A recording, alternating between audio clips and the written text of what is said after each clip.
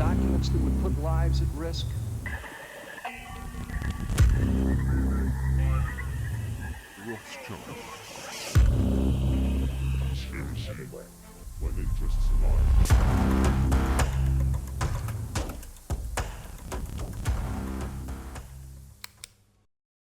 Yo, welcome back to the channel. Let's jump in.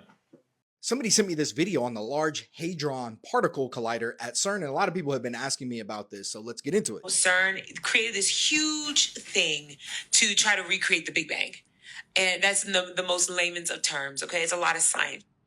It's massive. It's like the size of a city, and it's underground. But it is enormous, and it's underground, 27 kilometers, 17 miles. It's huge. There's no doubt about that. A particle accelerator of this size is not made to recreate the Big Bang. More so, it's to probe the conditions that were present during and shortly after the Big Bang, which is an important distinction. Shortly after the Big Bang, the energy and the temperatures around in the universe at the time were so high, matter just behaved wildly differently than it does today when things are much more calm and less energetic overall. And the idea is to probe how stuff behaves at those incredible temperatures, at those super high energy levels. And one way you can do it is you can try to accelerate something like a proton using a bunch of magnetic fields in this enormous loop and then slam them together. And when you slam them together at like 99.999% the speed of light,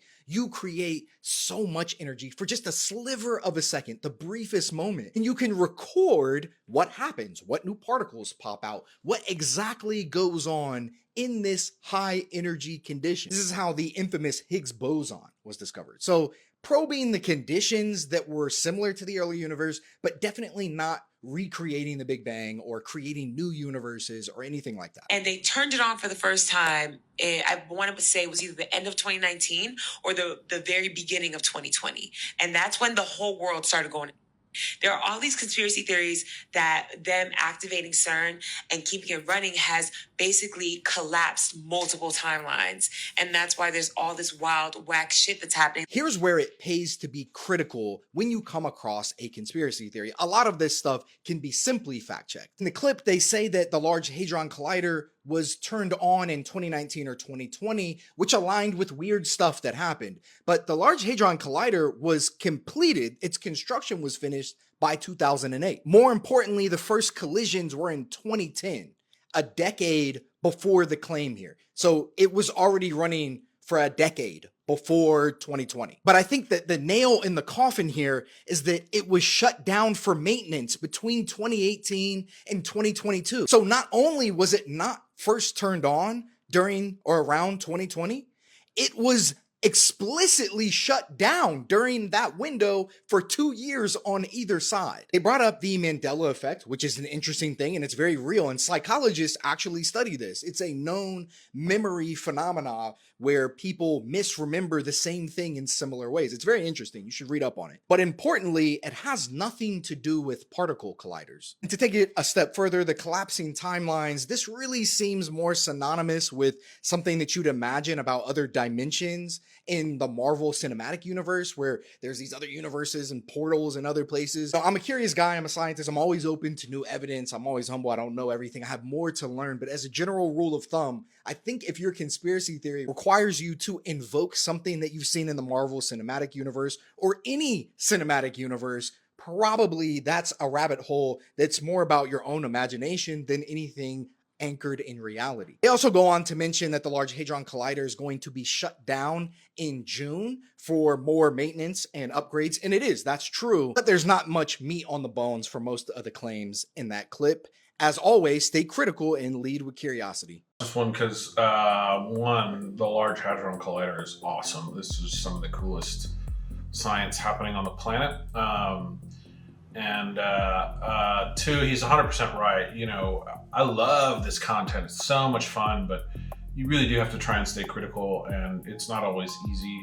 This one is relatively simple. It's clearly, you know, some of the basic facts here were incorrect. Also, I think if you prescribe to something, what's called the many worlds theory, I believe, I'm not a physicist, this is way beyond my depth. But if you prescribe to the concept of the many worlds theory, it's infinite. So there is a world where, you know, Spider-Man is real, Superman is real, the Marvel universe is all real. If my understanding of the many worlds theory is correct, right? Like, it's possible that an infinite number of other dimensions exist where any number of possibilities could be a reality. Also, everything could be exactly the same, except you skipped breakfast this morning instead of eating breakfast. That could be the only difference, right? Or it could be wildly different. We're all, you know, we all have red skin instead of, you know, the color of skin that we have. Like, there's an infinite number of possibilities. I believe that's how it works.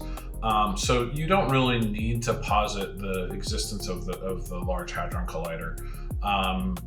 In fact, you know, I've heard something recently where, you know, you exist in the time, you always exist in the timeline where you didn't die.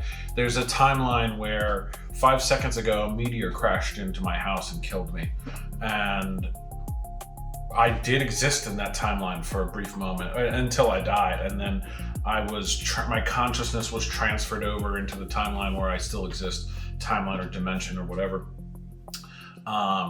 That's an interesting concept to me. It's kind of cool. I don't really know enough about this stuff to really talk about it in any sort of authoritative way. But yeah, to get back to the point here, stay critical, fun stuff to talk about, but always stay critical. Would you say that this planet is just a petri dish of experiments of different alien races that have come here to plant their seed or their flag and genetically modify all the animals here? I mean, if you think about it, when you show the alien races, ones look like humans, some look like insects, some look like lizards. I mean, it's almost like they're taking from it. It almost seems to me, now this is just I'm asking this question, I don't know, that they're taking species from this planet and modifying them to look like them. Yeah, Like, it's either those species came looking like that to the Earth and then created things to look like them. This is a popular theory, kind of connected to like the Anunnaki and stuff. Aliens came and augmented our DNA in order to create a race of slaves, essentially, or servants, to help them harvest resources from the planet. And I think in the case of the Anunnaki, it's like gold. They're trying to harvest gold to take back to their planet because they've ruined their atmosphere, and like putting gold particles in the atmosphere will help heal it or something like that. Which is actually, there are some theories that that's possible. The point with the atmosphere and putting gold into the air might help protect UV rays. Anyways, interesting theory. Again, I don't think there's a lot to be said here, except the fact that it's fun to think about. And there are some interesting gaps in knowledge, I believe, when it comes to evolution. Like, there's an explosion of life on Earth, kind of out of nowhere. And we don't have a definitive answer as to why that happened. I mean, I think it can be as simple as just an asteroid hit us with some biological matter that then started spawning life when it combined with the environment on Earth. So it doesn't necessarily need to be aliens came here.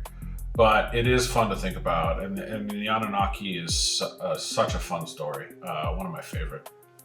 People who deny conspiracy theories, people who prefer government intervention, who trust the state, etc., and who refuse personal responsibility are liars. They are liars about their own capability of wrongdoing and evil. Now, this is a very important video. Listen to this to the end. There's a quote from Carl Jung that goes, "Knowing your own darkness is the best method for dealing with the darkness of other people." Someone who denies their own darkness and capability of evil is far more likely to claim that a totally peaceful world stripped of evil in its entirety is possible. And that's the point right there. People pretend that utopia is possible because it's the only way they can avoid avoid confronting their own potential evil and wherewith realizing the inner work required to improve themselves. So they feed themselves this illusion, this lie, that we could all be harmless, that we could eradicate all evil, and bury themselves in a reality where working on yourself shouldn't be a necessary part of life. Almost as if to say, if all of you were as wonderful as me, and if you thought the way I do, I wouldn't have to be doing this work right now. So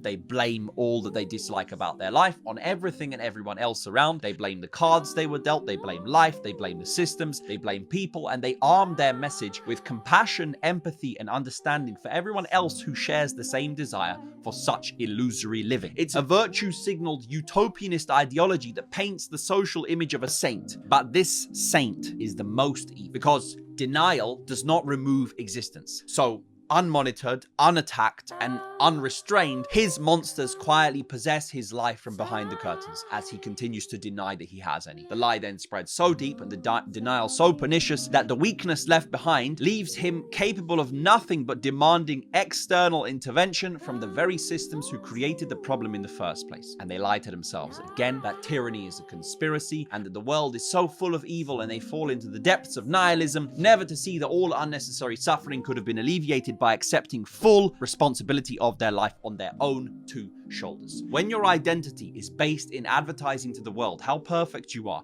and how you could never possibly commit the wrongdoing for which you claim to have the solution with your utopiast delusion, you will choose anything, even the further demise of humanity, so long as it means preventing looking your own potential darkness in the eyes and working on yourself where there is zero reputational advantage. There's much more of this inside my book. It's my brand new self-help book. You can get yourself a copy from the link in my bio. Everything Modern Society and Achieving Success and Peace and Self-Contentment. This gentleman's name is Adrian Markovac. I might be pronouncing that last name wrong.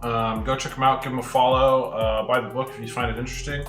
I agree with a lot of what he's saying here. I think the only thing that's really different about human beings from other animals on the planet is our capacity. So what I mean by that, I've been thinking about this quite a bit over the past few years, but like we have a far greater capacities for everything. What does that mean? We have a greater capacity for love. We have a greater capacity for art and creativity. We have greater capacity for innovation and intelligence. And, we have this capacity to do and experience so many things. Along with that comes the capacity for quote unquote evil, for lack of a better term. And I think it exists in all of us. If you find it difficult to think of yourself in that lens, I think you have a lot of work to do on yourself. So many travesties have been committed by human beings across history. Pick whatever you want, right? The Crusades, slavery in the Americas, the Holocaust, right? Like, forget about the details of these events. But any one of these events, right? Slavery is a great one to think about, especially for those of us in the US. Many people like to think of themselves as someone who wouldn't have participated in that system. The reality is you probably would have. And definitely if you go back thousands of years, slavery's existed all around the world. And it wasn't based on race or skin color. And many people owned slaves. And if you were born in those times, you almost certainly would have participated in that system. And you wouldn't have been this hero, you wouldn't have been this freedom fighter, you wouldn't have been this great person because I'm so morally superior. You would have just been a person of the times. And the fact that you have this ability to feel morally superior today, when looking back at those times, is afforded to you by people other than you who did that work, and you are taking credit for their sacrifices and their achievements, and you haven't really earned any of those things. And furthermore, if you aren't capable of understanding your own capacity for darkness, to do evil, to be selfish, you are incredibly privileged. You haven't been put in a position where you need to do those types of things. Because the reality is, if you're hungry and there's a sandwich in front of you and there's someone else sitting across the table who also wants that sandwich, who's also hungry, and it's life and death, this is the last sandwich on earth, you're probably going to fight to the death for that sandwich, whether you think you will or not. There doesn't mean there aren't people out there who would sacrifice themselves, sure. Doesn't mean there isn't some compromise to be made. But ultimately, there is a point in which nearly every single human being on the planet would reach where they are willing to take from others in order to give to themselves or those that they care about. So maybe you wouldn't fight to the death for the sandwich, but what if it was your child who was starving and hungry and dying? And it was some full-grown adult who was just being a selfish, POS who wanted the sandwich for themselves. Are you not going to fight to provide for your child? Most people would, and rightfully so. I don't think there's anything wrong with that, right? Like we can understand the selfish nature of our like inherent beings and still live in a productive, peaceful society. We just have to understand that component of ourselves. And the reason I think this is important when we talk about the kind of stuff we typically talk about is understanding that there are no benevolent actors, right? Like anyone who's coming to you saying, I just want to help you, that should be red flag number one, and the only red flag you really need to start questioning their true motives. And seeing from that lens, when you look across history and modern times, current events, really, I think helps you understand who are the players in this game that are worth listening to. Just because someone comes out and says, I'm interested in profit, doesn't make them a bad person. And just because someone comes out and says, I'm running a nonprofit, doesn't make them a good person. So keep that stuff in mind. I definitely believe in this worldview, a little bit different from some of the content we typically do here, but thought it was important and interesting. Folks, if you look at early pictures of Maria in like 2017, she has like stroke marks on her face, like paint, like somebody like brush marks, I could say. It's not actual paint, but like they were molding, and all that's gone. All of that is gone. And then what I think is some of the best evidence of this is there's actually been whistleblowers. Steve Mera is a guy that in September 2023 came out with a documentary saying that these were all a hoax, and he had been investigating them for 6 years, and he kind of got blown off by everybody. And in that documentary, he shows a Wakero whistleblower saying, I'm the one that went and got them the fetus. I went and got them the body parts for all of these. I went and got their Frankenstein. He tells them how they did it, that they have this factory basically where these taxidermists are coming together and making these things. Taxidermists. That, according to Steve Mera, his people on the ground said 2 taxidermists were involved. And why I find that compelling is Steve Mera in September 2023 predicted, he said his Wakero whistleblowers told him that a bigger mummy was being constructed.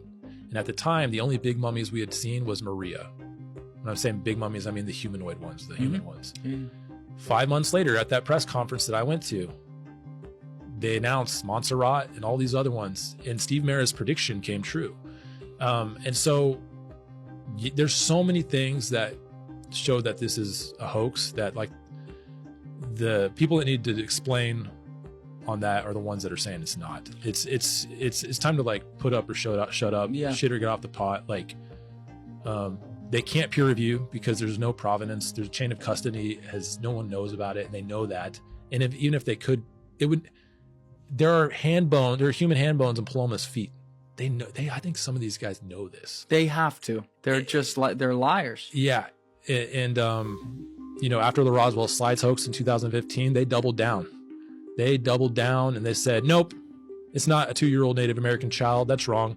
He changed the fucking diagram. He removed the thumb on the diagram. Yep, exactly. That's a lie. Exactly. And they didn't ever, to this day, that biologist is still promoting it. Yeah, this is super interesting. I mean, there's so many different pieces of evidence that I feel like crop up, especially nowadays, all around the world. I mean, beyond just the mummies that were discovered, I believe, somewhere in Mexico or South America or something like that, somewhere in Latin America, There's all these in the U.S. There's all these whistleblowers who are coming out and talking. I agree with this guy completely when he says it's time to shit or get off the pot. Like, I want to see irrefutable evidence, which includes photos and video footage. That is, we have clear chain of custody. It's been analyzed to not be doctored or AI or whatever. And until I see that, I'm not really believing anything. I really think too much BS is out there when it comes to aliens and disclosure and all that. And it really is starting to feel like a smokescreen for something else. Have you been hypnotized? I've never been hypnotized. Yeah. I'd like I've to been try it. hypnotized a few times. I never saw anything like it before in my life. I flew out to Europe, a psychologist from the CIA and a guy who was a psychiatrist and a hypnotist. And he was president of the American Society of Hypnotists or some such thing.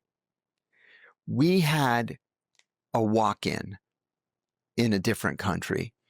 And a walk-in is somebody who literally walks into an American embassy and says, I have information. I want to see a CIA officer.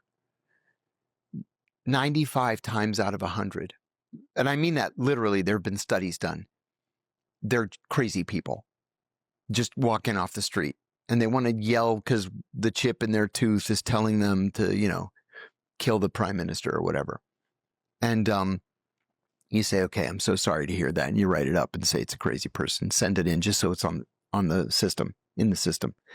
So we had this guy come in and he says, I think I witnessed the aftermath of an assassination. And the assassination was like a major front page, global assassination. So we're like, okay, we turn him over to the FBI. The FBI says, he's a nut. We're not interested. But then he said something to me that I thought, how could he possibly know that? And what he said was that he was driving down the highway and decided he had to take a leak. So he pulls off some exit. And the only thing at this exit is a church. And it's just a little teeny tiny chapel. He goes behind the chapel and there's a big banyan tree, with a giant trunk, right? So he's behind the banyan tree taking a leak. And this van pulls up and two motorcycles pull up. The van pulls a ramp down and they drive the motorcycles into the back of the van, and the two guys on the motorcycles get out. The guy who was driving the van says, is he still alive? And one of the motorcyclists says, he has to be dead by now. It'll be on the news. Well, that was the day of an hour after this major assassination. That was it. He didn't say, I heard them say, I did it and my name is, something nutty like that. So we flew him to this other country. We flew out there and met him. And I asked him, what do you want from us? Because clearly he's not doing this out of the goodness of his heart, right? And he says, my wife has breast cancer. I can't afford treatment. She's going to die. I want her to have cancer treatment in the United States. I said, done. So I don't know what the point was about hypnotism. I imagine they were getting to that, and we just John Kiriakou, I can't say his last name. Is a talker, and it was taking too long to get there before the clip ended. Big fan of John. Yeah, super interesting. I bet there are instances of political assassination that are like this that people end up witnessing. And who knows? I mean, just think about that. Especially if you live in a big city, if you live in New York or London, or I think Mexico City is well known. It used to be. I don't know if it still is. And a number of other cities around the world that are well-known hangouts for intelligence community folks. I mean, just imagine how many people you walk by every day who are involved in, not necessarily political assassination, but sketchy stuff on behalf of governments. It's kind of wild. Let's face it, if there's a disclosure that just starts with "we are not alone" and escalates to "and some of them are here now," that's a big piece of disclosure by itself, right? It's going to affect the economy, stock market, banks, etc. But it's going to affect law.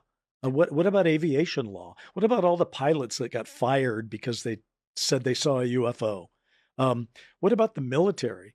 What are we going to prepare for with the military? What about education? What are we going to tell our kids? And what about all these history books of the last 80 years? Are we going to rewrite all those? What about energy? These things are not flying around on gasoline. Nope. Right? So just pick anything in the world. What about culture? What you and I are doing right now, how will that change? Well, it'll change a lot. We won't be speculating as much. We'll be saying, geez, that's pretty we'll be looking at some image over there and going, damn, I can't deny that's real. So I do think it's a big deal. Anyone who minimizes it is probably wrong.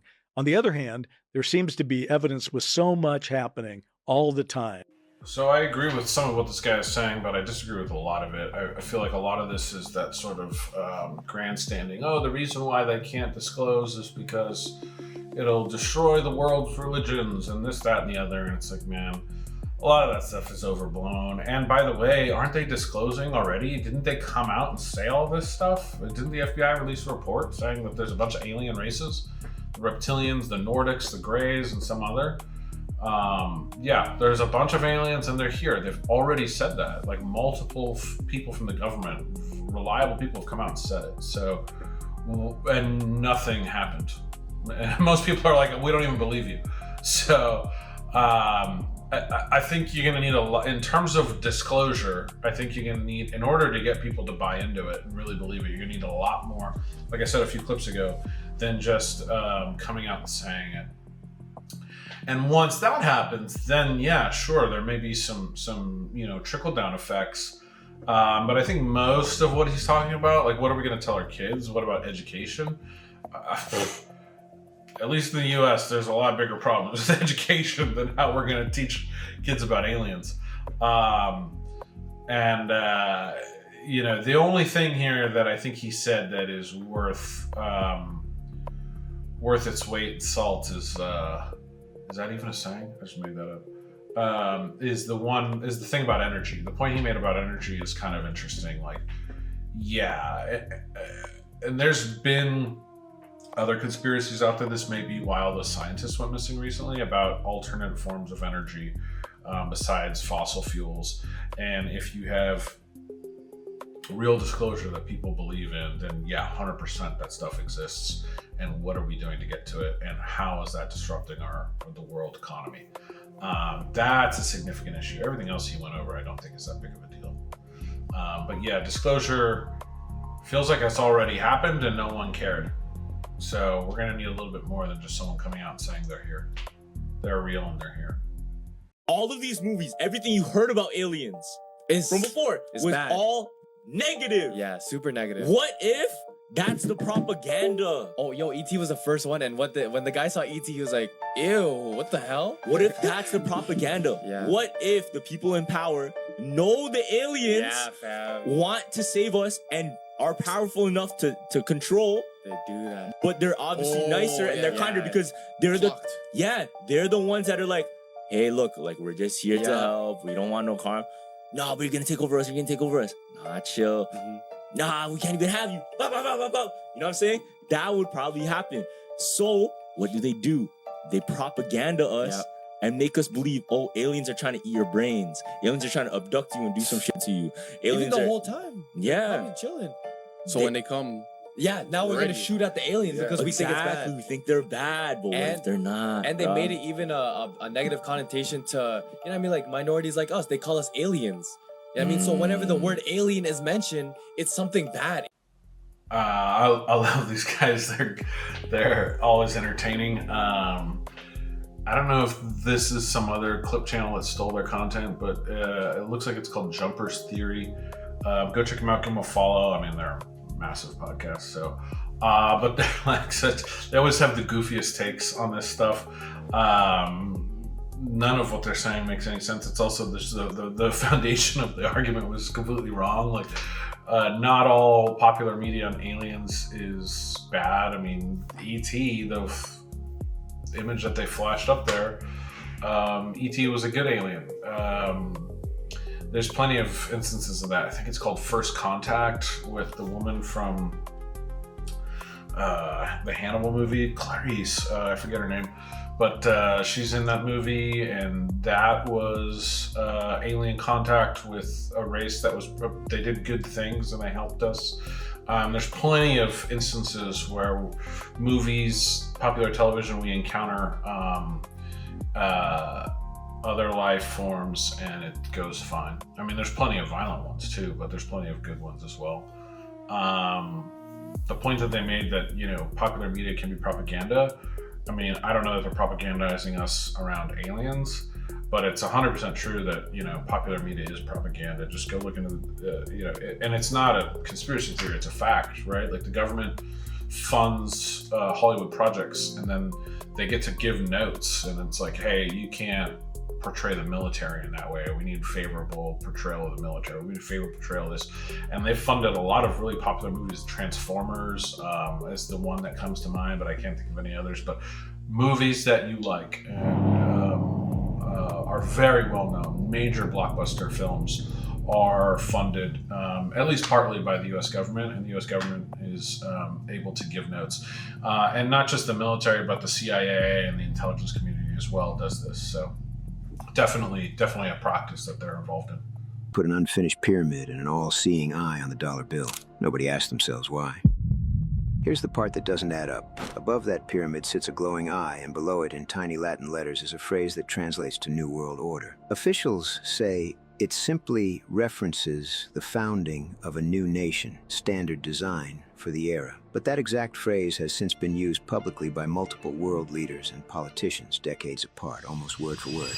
But this is where it gets strange. Some believe this wasn't a coincidence baked into a banknote, but a quiet signal placed by a small number of extremely powerful families who have coordinated behind closed doors for centuries. The theory goes that these groups meet regularly to track progress toward a single unified global system. One currency, one government, and a population stripped of the religious and cultural divisions that currently separate it. Zoom into the bill closely enough, and people claim to find other unexplained details hidden in the engraving. Shapes that look deliberately placed rather than accidental. Comment I, and I'll send you the other hidden symbols people have found on it.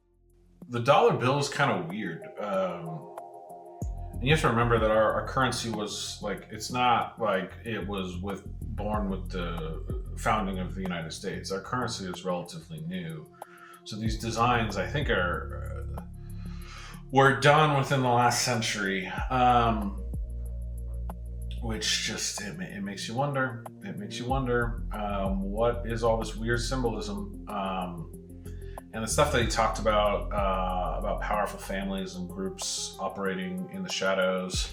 I believe in that 100%, and I think if you think about it critically, I think people take it to the goofy sort of, you know, Marvelized version of it, the, you know, supervillain version of it, like it's a bunch of, you know, old white men twirling their mustaches and smoking cigars. Ha ha ha, here's our evil plan. Like, that's not what it is.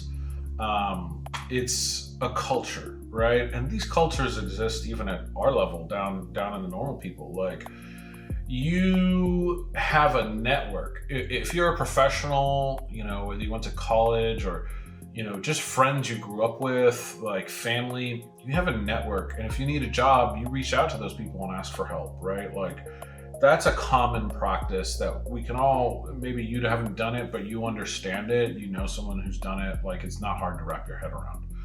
What makes you think that the rich and powerful, wealthy elites aren't benefiting from their networks? They aren't leveraging things to help each other. You scratch my back, I'll scratch yours. Like, they're not picking poor people out. They're not acting totally in a fair manner, and you don't either, right? Like, you gave your friend the job, or you helped your friend get the job, right? Like, you wanted to give an advantage to the people you know and your network. So to suggest that the wealthy elites aren't doing something similar, they just have a greater capacity to do so, and their actions are more impactful in the world around them. To suggest that they're not doing that type of collaboration, I think is insane, honestly. It's crazy. And a lot of it, you know, we've talked about it in other podcasts, is done out in the open, lobbying, industry groups, that kind of stuff. It's a form of this, right? It's not the Hollywoodized supervillain version, but to suggest that the Rothschilds aren't collaborating with other powerful people around the world is crazy. Of course they are. Of course they are. They have stakes in multiple businesses in multiple different countries. You don't think that they're collaborating to the benefit of those companies? Huh? Of course they are. Of course they are. So does that mean that they control governments? And no, I think it means at the bare minimum they can influence governments, for sure. I think the Epstein, what was released of the Epstein emails seems to confirm that. And again, a lot of it's done out in the open. Lobbying is legal. Like, you know, these things are the Hollywoodized supervillain version is a trope that's created to dismiss the reality of what's going on, right? To try and make you think that everything is fair and on the up and up. When in reality, you know, that type of corruption is just legal. Does it mean that they conspired to put the symbolism on the dollar bill? No, I don't think so. Doesn't mean that the symbolism is not weird. It's a weird one for sure.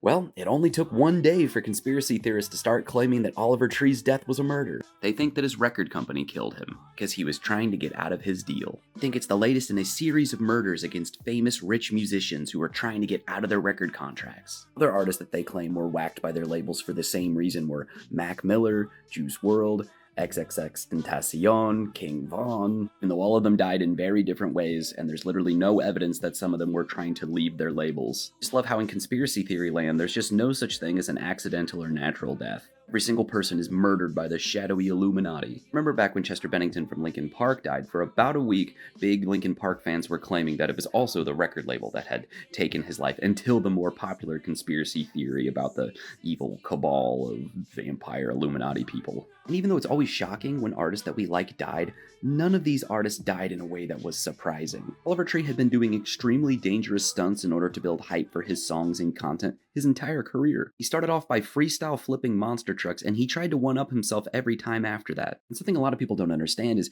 the more dangerous stunts that you succeed at, the more confident you get, and so the percentage of you actually succeeding the next time goes down because you're not as careful. And all the other artists on the list were either drug addicts who died of overdoses or gangbangers who died from rival gang members. Somehow I doubt that Juice WRLD's record label played a part in him shoving all those Percocets in his mouth when he was afraid of getting caught at the airport. XXXTentacion died getting robbed. I'm a rural Missouri boy who lives in the hills, and even I know you don't take out $50,000 in cash and then drive around with it. Especially when you're famous and people know that you're rich. I think the goofiest part of this whole conspiracy theory is that these people do not understand what it's actually like to sign a record deal and then get out of it. It's a completely normal legal activity. Artists get in and out of record deals all the time. If Oliver Tree was leaving his label would still have the rights to the songs that he recorded when he was with them, unless he wanted to pay up and buy the masters, because sometimes you can do that. Once a deal expires, you can move on. It's not this evil, shadowy backroom activity with mobsters. Very sterile business transaction. I signed a deal with Universal Music Group a couple years ago.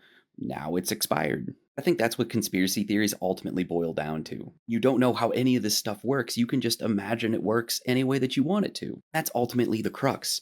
If you're stupid or ignorant, everything feels like a conspiracy anyways. Why does water come out of my faucet? Where does electricity come from? Magnets, man, how do they work? You could choose to go research them, or you can just make up a story. Stories tend to be a lot more entertaining than the actual explanation. Yeah, so I think, to start off, this guy said a lot here. So we're going to take a minute to talk about some of the stuff, because I think there's a lot here to unpack. Number one, he's right that we need to be thinking critically about these things. Not everything is a conspiracy. And well, there's a lot of folks in the conspiracy community who tend to think that way. That being said, his attitude and just his whole vibe and energy here and the way he's treating conspiracy theories is, in my point of view, very, to use his own language, ignorant and stupid. Conspiracies exist. It's not that is not debatable. Conspiracies do exist. People conspire to commit crimes. Sometimes those people are part of a big industry like the music industry. Sometimes those people are part of our government. These things are not debatable, right? Iran-Contra happened.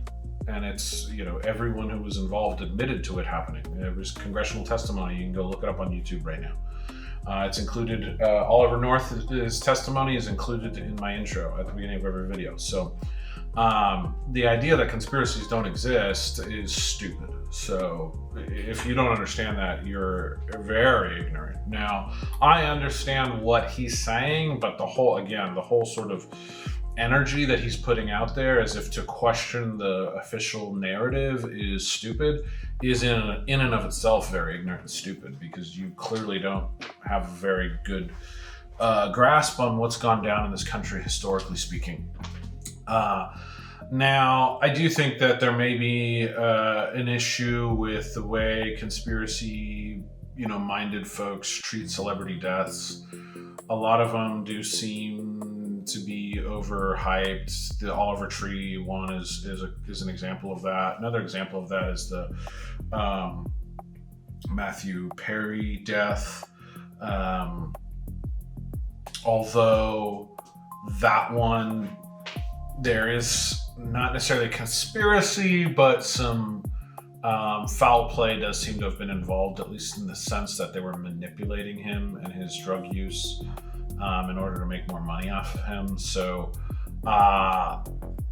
does that constitute conspiracy? I don't know, right? So we can quibble over semantics, but that's one where there was a lot of weird stuff going on with his tweets and everything like that. And it's easier to read something into, and I don't think that there's a lot there. There's not a lot of meat on the bones. However, when you look at something like Michael Jackson, that's a very different situation.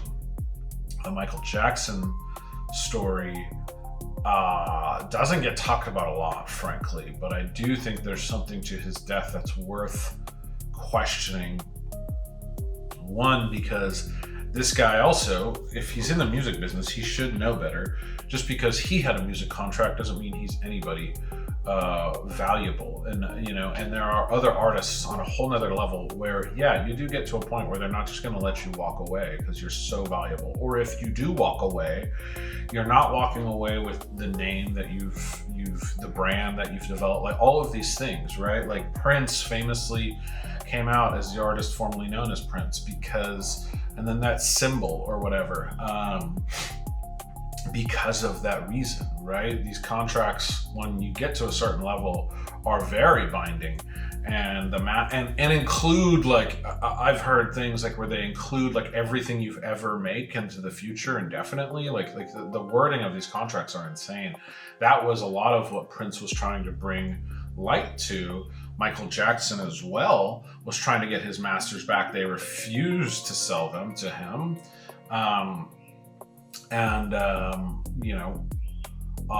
He had kind of gone on a crusade against Sony, and the CEO, Tommy Mottola, I think. I don't know if he was the CEO or some exec involved with Sony Records.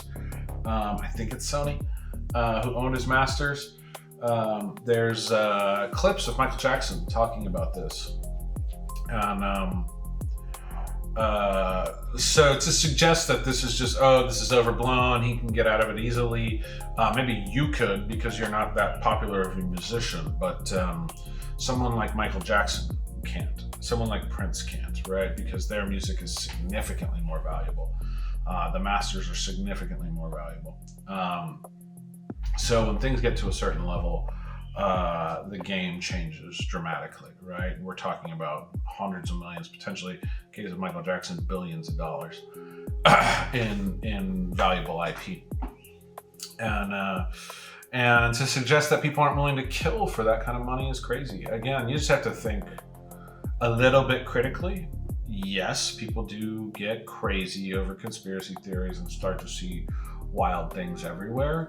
But also there's dummies like this who think conspiracies don't exist at all, or maybe he is a rational person, whoever this is, but your attitude about it leaves a lot to be desired, frankly. So I'm not going to give you a lot of respect because I don't think you deserve it, frankly. Because you're out here talking about people being ignorant and stupid, meanwhile saying very ignorant and stupid things, right? To suggest that conspiracies don't exist, again, is stupid.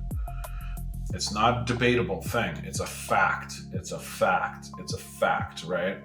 And then to flip the coin and point the finger back at the conspiracy community, focus on the facts, right? If you're out here talking about goofy shit like, you know, they're eating children and drinking blood and the moon is flat and the earth is hollow and Agartha and all this shit, then yeah, people aren't going to take you seriously and they're going to treat you like the way this guy does.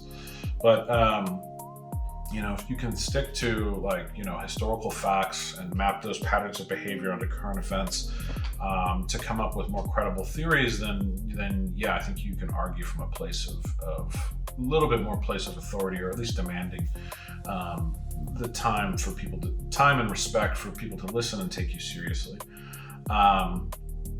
And when it comes to certain cases like Prince, like Michael Jackson, I don't know much about the details of Prince's death. I'm not saying that one's a conspiracy. I'm saying the Michael Jackson one is suspicious to me, especially when you look at his history, the PDF cases and all that stuff around Michael Jackson. A lot of information has come out since then that make all of that very, very questionable, very, very suspicious. And when you see that playbook, who is that playbook attached to, and who is Michael Jackson sort of bumping heads with? And if you think about Michael Jackson's music, right, like, I'm not going to come out and say these things for obvious reasons if you know what I'm talking about, but you can see that there is a narrative underneath the official narrative, potentially. Now, I'm not saying that I have any proof or anyone does, but potentially there was something going on there in the case of Michael Jackson, and it definitely could be a conspiracy. The other one that I know of is, I believe it's Whitney Houston. There's a very interesting, weird stuff going on with Whitney. Also, Tupac. Like, you know, a lot of these musicians, we know that their music sometimes becomes more valuable. The artist becomes a liability after the music is created. And there are instances where the music may be worth more with the artist gone. Is Tupac an instance of that? Another one is Aaliyah. Is Aaliyah an instance of that? Look into her story. Some very unfortunate sequence of events involved with her death. So to suggest that these things aren't happening is kind of wild to me.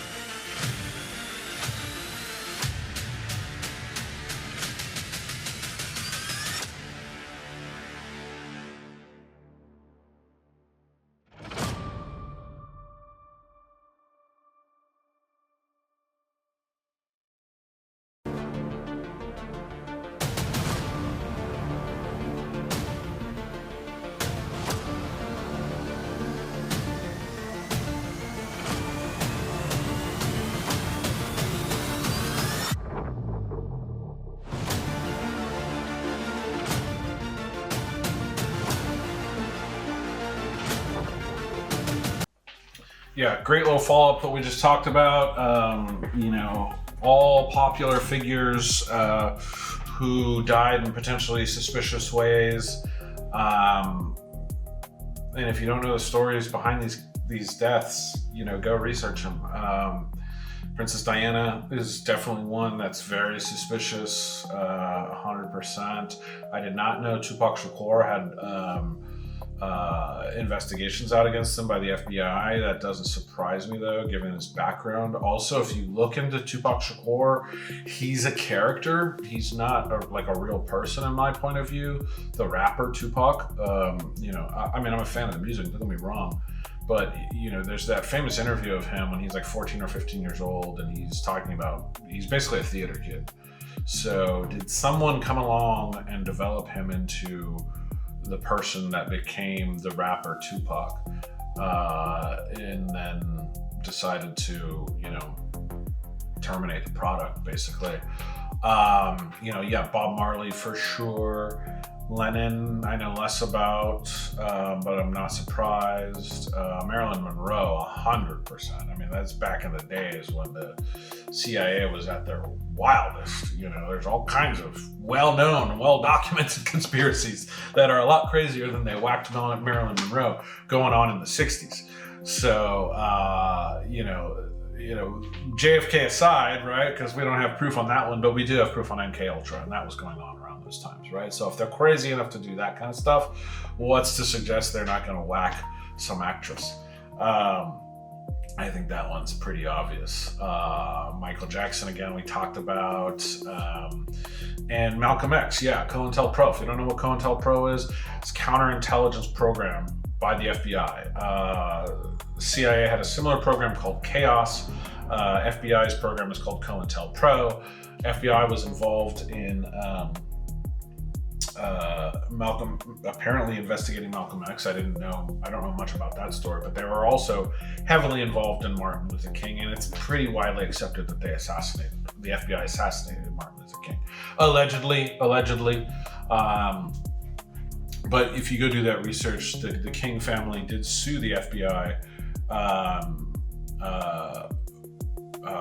in court to try and prove that the FBI assassinated them. They won that court case. I think it was a civil suit. I don't know the details of this, but they famously did this and only sued for $1 because they wanted to demonstrate that they weren't after the money. They were after the truth. And they won. They won that court case.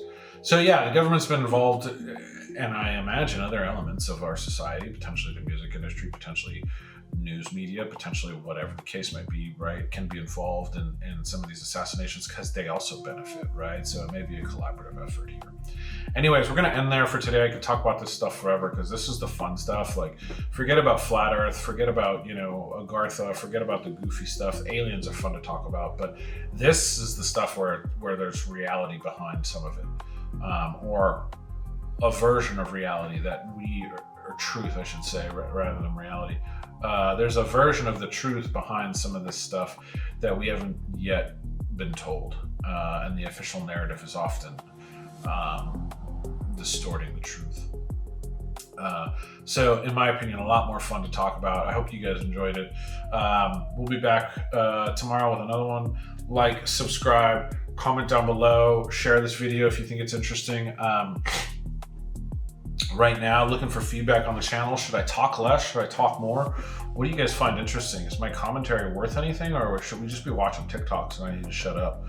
Because I'm happy to do that too. I really want to build a channel out, and it doesn't make sense if I'm not creating content that people are interested in. So I love to talk about this stuff, but if you don't love to listen to me talk about it, it's pointless, right? So if you are watching, comment down below whether or not you think my commentary is worthwhile, or should I tone down a little bit and just do the TikToks, because I notice a lot of the channels tend to be less commentary and more TikToks. So I might be going in that direction here soon. I find it a struggle though, because the content to me is so interesting. I can't help but talk about it.